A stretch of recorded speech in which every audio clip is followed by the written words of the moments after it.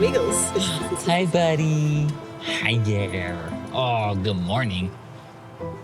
Yeah. Hi. You wave. Hi. Say good morning to everybody. Yeah. So what'd you think of breakfast? Very good. It was very tasty. Eggs and toast and potatoes. Sorry. Ow. The baby hit me in the eye. My eye's like watering.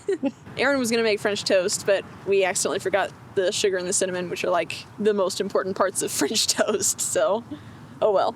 We had a delicious breakfast of eggs and toast and potatoes. I actually had to improvise a little bit with what we had, and I don't know, I feel like I did pretty good.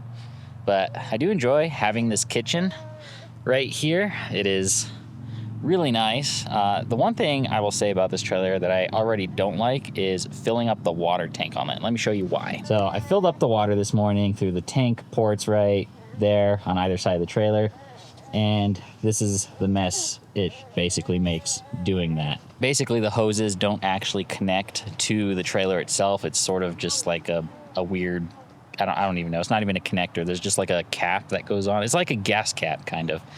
And so there's like no solid, sealable connection between the water hose and the valve or the tank port, whatever it's called.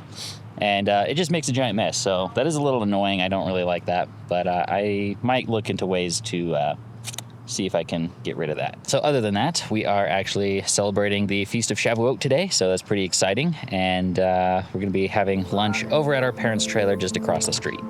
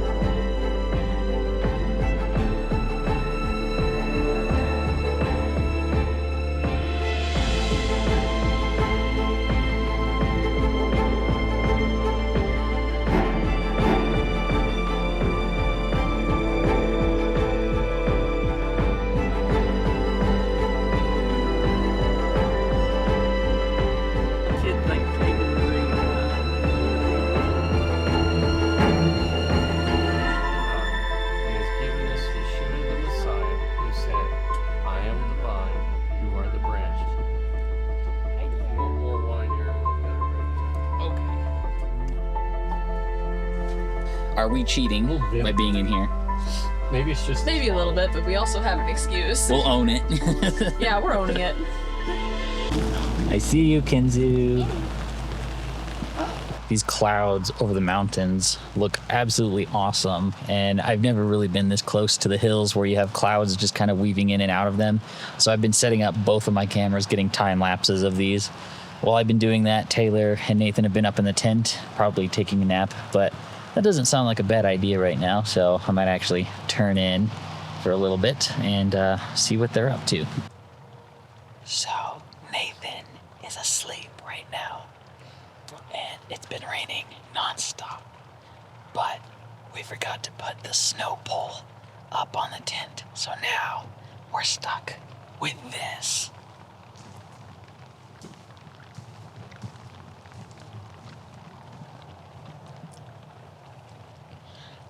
I have to dump all that water and not wake the baby. Someone is looking at you. Oh no, there's a baby. I woke the baby. I have never seen this much water get on the tent before. How about this? I'm just gonna use my foot. Just push up.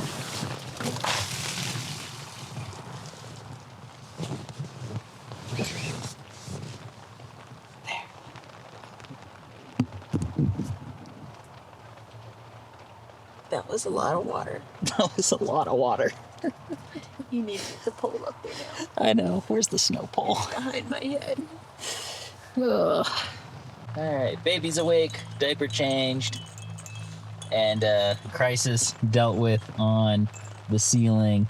Man, that was kind of scary. I'm glad those zippers are watertight. I'm surprised that it wasn't like rain dripping through the zippers. I mean, that means that Rainfly was holding all of that.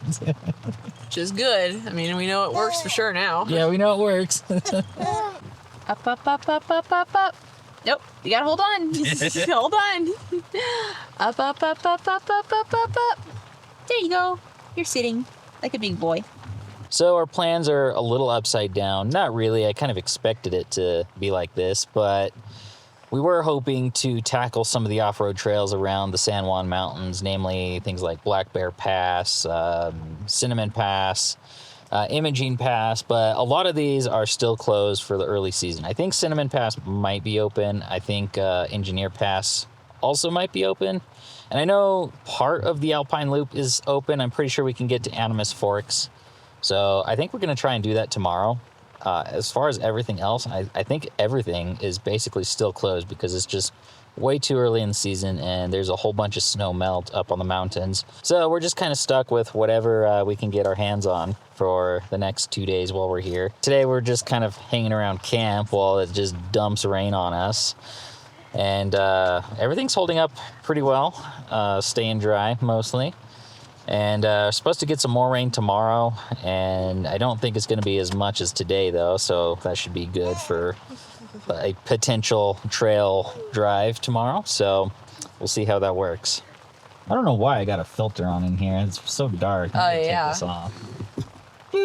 Hey, it's bright. Too bright? Just a little. Pull it down. So, do you want to give everybody the grand tour of what you have organized up here? Organized. I wouldn't say organized at the moment. The grand tour of what chaos has vomited into this tent. From the Forerunner into the tent. Yeah. Spreads like a disease. We have 2 baby blankets under his butt. We have our 2 blankets under our butts. We have a dog toy in the corner. We have piles of clothes in the corners. We have more clothes at the head. We have baby toys. We have... Okay, the only notable thing is the bassinet, which is behind Aaron's head right now. I'm using it as a headrest. Yeah. Right there. So what I've been doing is I put my pillow further down so I sleep closer to the foot of the tent, and his bassinet goes behind my head. And first thing at night, I lay him down in that and bundle him up. And it keeps him from, like smothering his face into all the blankets that we have going on in here to keep ourselves warm. And it's good at kind of like containing his arms, so I can actually kind of wrap a blanket under his midsection and he can't like do anything to it and squirm out of it. So I've been putting him in multiple sleep sacks at night and then putting a one of these like down blankets but smaller kind of on top of him and then wrapped under his body. And he sleeps so hard in the middle of the night that by the time it's like 2 o'clock in the morning and I need to add more blankets to him, I just can and he won't wake up. Why are you doubled over so far? Oh my goodness, don't do that. There's always like a chance that he will wake up due to sounds and movements for the first hour after I put him down. But after that first hour passes, you could shake this whole tent and the dog bark and he still won't wake up. Yeah. He sleeps like a rock once he gets into sleep. Which has happened. This little alarm bell lets us know anytime anybody walks past in the night. It's what I want him to do when we're out in the wilderness camping. It's sort of a little bit of a nuisance when you're in close quarters in a campground with other people. But, yeah, what do you do? Shelties bark. It's just what happens. He's an alarm dog. That's just the breed. Yep. Yeah. Oh, look at that face. Good job. Good job. You're sitting up so tall. Oh, my goodness. Whoa. Flap, flap, flap, flap, flap. Look at you. Oh, my goodness. One of the things we learned is just like to get anywhere requires like 3 times as many stops. Or which more. is fine. Yeah, or more, which is totally fine. You just got to be able to plan on that happening. And then you also have to plan on like decompression time as well too, which we've recently learned is important. Because, like, it's easy to stick them in a car seat, drive hours on end, you know, take some breaks, do some diaper changes, stop at some parks and enjoy some time. But, you know, once you get to camp at, like, I don't know, 4 or 5 o'clock, you know, leave at about 10 o'clock in the morning, get to your next spot at about 5 later that day, and then just let him do this. And it seems to be like a good pattern for us right now. Yeah, he needs time to just stretch out. Yeah, that decompression time. So, and it's also good for us too, because it's just like time for us to just let go. You know, we're not worried about time crunches or anything. We're just here to enjoy the evening. We'll worry about dinner later, you know, that sort of thing. Yeah. I'm telling you, you're the star of the show. You got a slobber neck. You should tell everybody to like and subscribe. Can you do that? Just tell everybody to like and subscribe? Who? Well, that face.